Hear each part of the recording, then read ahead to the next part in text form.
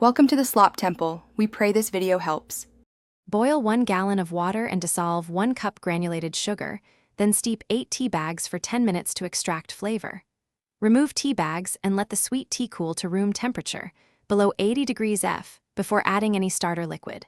Hot tea will kill beneficial microbes. While cooling, sanitize a 1-gallon glass jar and a breathable cloth cover with boiling water to avoid contamination. Pour the cooled tea into the jar gently, leaving space at the top for fermentation gases and a new Scoby to form.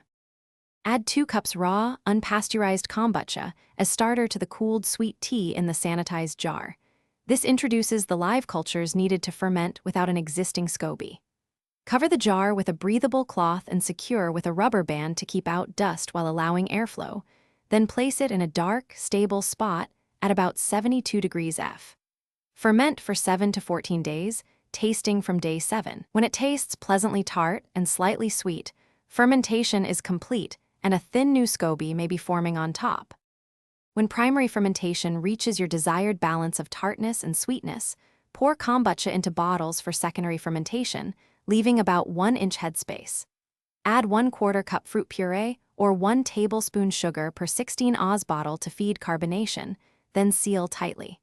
Condition at room temperature 2 to 5 days, checking pressure and burping once daily to prevent overpressurization. When carbonation is strong, refrigerate bottles to stop fermentation and slow carbonation. Save 1 cup of raw kombucha as Thanks for watching. Consider subscribing if we helped you.